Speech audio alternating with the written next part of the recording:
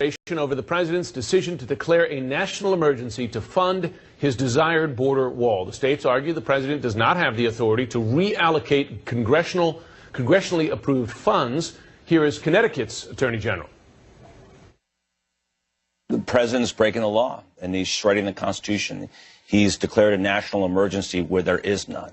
It's pretty clear that he's perverting the National Emergencies Act to do something that Congress explicitly forbid him from doing, which is building a wall.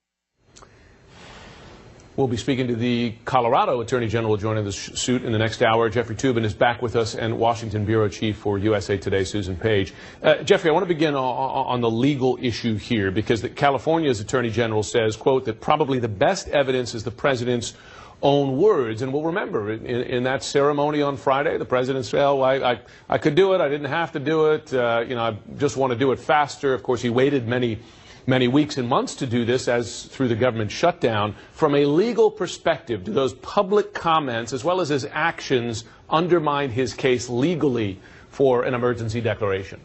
Well, they certainly hurt the case, but I wouldn't necessarily think it's a fatal blow. You know, if you look at the national emergencies that have been declared, several of them don't have a lot of urgency about them. There's a national emergency about prohibiting importing diamonds from Sierra Leone, which is not something that I think most people think of as an emergency.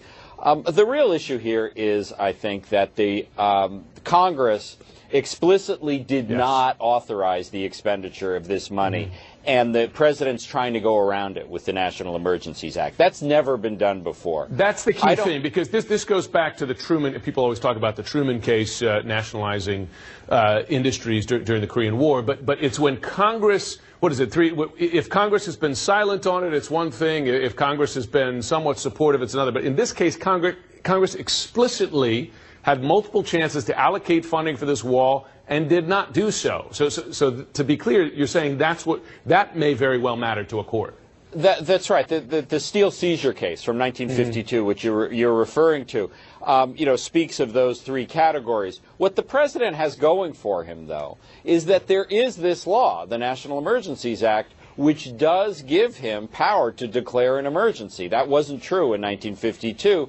And it's never been defined just how emergency, what an emergency is, and that's what this case is really going to be about.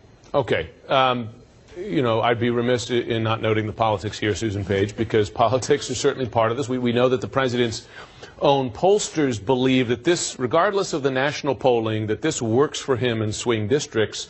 And I will note that a majority of Republicans, 64%, say they do want the wall. And we've said many times the president, acts to kind of keep that base together. Does it matter to President Trump if this drags out and he doesn't get what he wants, right? In effect, can he still use it as a sledgehammer as you lead up to 2020? Yeah, I think he has every expectation this is going to get dragged out. You heard that in his news conference last week, where he went through that kind of sing-song, how a bill becomes law's recitation that ends up with him winning in the Supreme Court. I think any time the president finds a whole national community talking about his wall and immigration, the White House counts that as a win for them. That's an issue that is fundamental to his appeal from the beginning of his campaign and today. Because he hammered this point home in the midterms, right?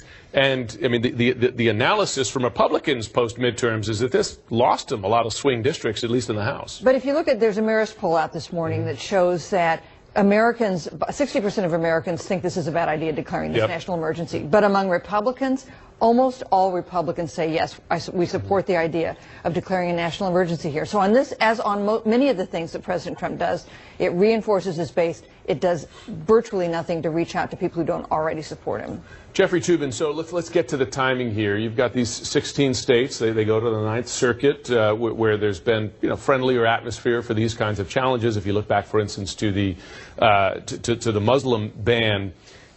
Your best guess as to how long this is wrapped up in courts, and crucially, is it likely that a stay will be imposed? In other words, that no action can proceed while the cases are being decided?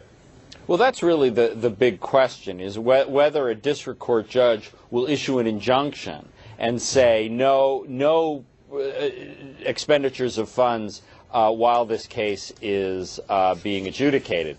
That could happen in a matter of weeks. I mean, and remember, there's also going to be more than one lawsuit here, where it's more than one judge may actually have the opportunity to issue that injunction. There's the case in California, which is the 16 states, but also in Washington, D.C. There's another very similar case being filed, and I expect there'll be more.